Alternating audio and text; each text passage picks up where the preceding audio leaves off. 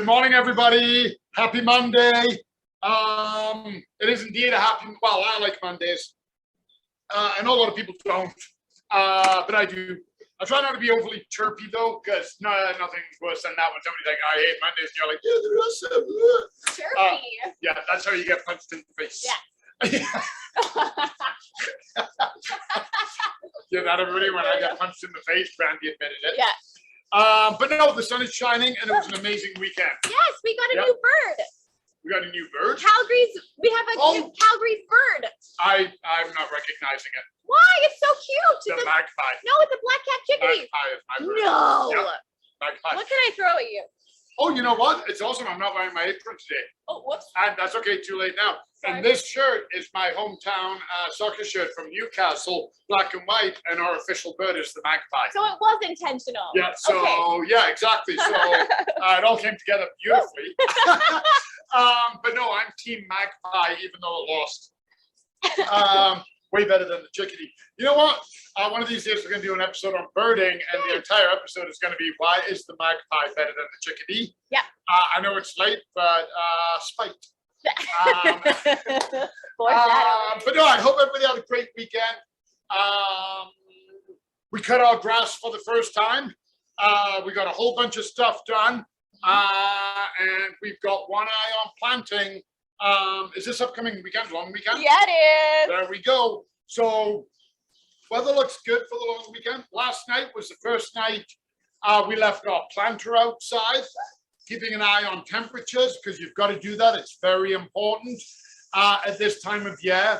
And since we're getting to that where planting season is going to be upon us, I thought what we could talk about this week and what we would do would be raised planters. We have those tomatoes to give away. We have the planter. I don't know if anybody saw, I'll just quickly lift this in. Whoever came to our webinar, we planted this at our webinar, and then we gave it away at the webinar. So that was always fun. And then those tomatoes, was that only last week when we transplanted them? Yeah, it was. Those tomatoes, we're ready to give some of them away too, and we are going to stick one in a raised planter. So what we're going to talk about today is raised planters, why we use them, what they're good for, and how to prep a raised planter. Then tomorrow we are going to prep one, and Wednesday we're going to plant one and see where we get with that. So without any further ado, let's just turn our page here. So a raised planter, there's a ton of different ones out there. And there's a lot of people, when we're talking about raised planters, a lot of people are on different pages. So a raised planter, honestly, can be anything. You've got your ground like that. You've got your grass. And then you literally just have a couple of pieces of wood like that, and they've got their corner posts, and that would be, let's call it 8 inches tall. That's a raised planter. Okay, that is one type of raised planter. It's up off the ground, and the great thing is the reason people do this is they'll put that in, and then you can put a soil blend in here of anything you want. So you can use heavier composts. You can use like a sea soil, a manure. You can go heavy because as your plant grows, you've got natural drainage into the ground. So it's going to be very hard to overwater. So you can really get a rich, rich soil going in a planter like this. So that's one of the reasons they do it. However, you're still bending over the weed.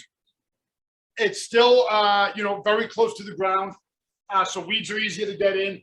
Creeping bellflower can easily get over that and get into your beds. Creeping bellflower can also very easily come under and get into that. So it is trickier. It's definitely pros and cons is what we're going to be looking at here. You can make this any size. You're building it yourself. Okay, so it's literally what you're going to be using are 2x8s, 2x6s. You get some 4x4 corner posts. Put it all together, build a box. It can be any dimension you want. You can do 8x8, 20x20. You can do 3 next to each other, you know, 3 8x6s. But that's the benefit you get, is you can really, really make an amazing soil because you're not worried about drainage. I know some people, when they'll do that, is that they'll put a layer of fabric here. I mean, you can do it. It's not really going to stop the drainage. It'll probably only hold up for a year or two before the weeds start managing to get through it. The other reason I'm not a big fan of fabrics there is as you put in a plant here, so that's where your plant is, and the roots grow and they hit a fabric, well, you've limited the depth of them. Your roots can also go into that ground. So that is one type of raised planter, and it's a great one. The other one is any kind of pot can be considered a raised planter. And I know people who will use, they'll grow all of their tomatoes in pots and their peppers in pots, even though they have a flower bed. So again, let's take our ground like that. And one of the great things about this is you've got them in black pots as such, sitting on the ground. Now they will all have drainage holes. So drainage isn't going to be too much of an issue. However, the drainage holes are very small. If you can remember some of the pots that we've shown, it's one hole in the bottom, yay big. So you don't want to use a heavy mix. So you've got to use a much lighter mix on this. One of the best things about this method here is the sun comes out and the sun is hitting those black pots. It increases the temperature. Black absorbs heat, and it makes it amazing for the roots. The root growth just explodes. You get heavily developed root growth. Obviously, you get incredible upper growth.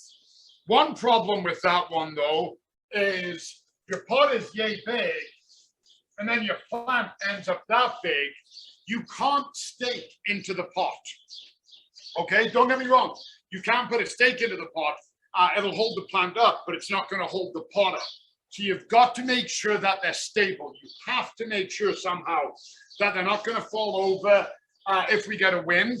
The other thing about this one as well, the pots are small, okay? I don't care if you use a 15-gallon pot. It's relatively small. What size is this? This is a 7-liter bucket, okay? You fill that, put roots in that. Now it's exposed. We've already said the heat is hitting it, which is a good thing. However, you're going to get crazy evaporation. Plus, you've got the plant growing, photosynthesis. It's pulling all the water up, especially if you're growing something like a tomato or a pepper, which is what we're talking about when we're talking. Most people don't do raised planters and things like that, what we're talking about here for flowers. I don't see people build an 8x8 box and then very carefully put in rows of marigolds, rows of geraniums, cosmos, that kind of thing. This is primarily for production. So we've got a high production tomatoes, peppers, cucumbers going in here now. You're going to be watering a lot. It is going to dry out. You do not want these plants wilting. So again, great thing. You've got these pots. You can move them around as needed. Another thing I like about this, one of my favorite things, is if we get one, I got to make sure we have time here because I got the third one to talk about. The dreaded Calgary hailstones. Okay. And if you're not from Calgary, that's literally how big they can be. But I'm not kidding. That is to scale. You don't have much option here. You don't have much option in your garden. These, you can pick them up and run them inside. Yeah. I've literally done it before. Moved them undercover, got them into a garage, done something. So again, you have some pros and cons with this. Great root growth, the ability to move them if inclement weather is coming. However, they're going to dry out and they can become top heavy. So you're going to want to be careful with that. Then we have the third one, and I'm going to use the example because it's my favorite of the veggie pod. And that is one that is on legs, okay, but it's mimicking this. So it's freestanding and it's on legs. This one is probably the best. The massive capacity is going to allow you to add a heavier soil. So you can add a really, really rich soil. You can get your peat moss. These are good for anything. Worm castings, carbon, and volcanic rock dust. I would add them no matter what I'm planting. But with this one, you can really, really, really get your sea soil in. The great thing about a lot of these ones as well is they have a cover, okay? So instantly we're protected from the hailstorms. They're elevated. So when you do get the weeds, you're not bent over breaking your back. However, they're not touching the ground, so you're gonna get very few weeds. So primarily, if you need to clip, to harvest, whatever you're working on, you're not breaking your back, bending over. You can just walk around it and work around it. So they're amazing for that. They're deep enough to hold the root structure. And then when they're on the stand they need to be on, the weight keeps them down to the ground. It's not going to fall over. So these are all great. The con of the veggie pod though, okay, we touch on all of that, is you are now locked into that position. It's too heavy to move. You don't want to pick it up when you have your plants growing, because if it buckles under the weight, you're going to disturb all of your root system. So you really have to pick a location. But if you're going to do that with that, you can do it on that one as well. So when it comes to selecting a raised planter, again, there's no right and wrong answers. You can even do all three. There's nothing wrong with that. You can have an area of your garden where you're like, oh, I'm going to raise this. This one here works really, really well. The one with the wooden boards in for things like strawberries and cucumbers, okay? Zucchinis work amazing in this. The pot system works amazing for tomatoes and peppers, especially as they're more delicate. Hailstorm, you can get rid of them. And tomatoes and peppers love the heat. So they work really good in this system. And then the veggie pod, it works great for anything. Only thing with the veggie pod, if you want to utilize the cover, you have to make sure your plants don't get too big. We planted one a while ago. No fertilizer, water, sunlight, and the tomatoes got so big we couldn't close the cover. So when you come in to raised planters, there are a number of considerations. There are pros and cons, like anything we do in the garden. However, you find the one that works best for you, you mix and match, you play around, and away you go. So tomorrow, we're going to be planting a raised planter. We're going to put one of our tomatoes in it. It's always the best day. Brandy's smiling because we get to make a mess and get our hands dirty. We'll probably, we might put some herbs in it. I have no idea, to be honest with you, what's going to go in it yet. We'll deal with that tomorrow. Enjoy the sunlight, everybody. Enjoy the warmth.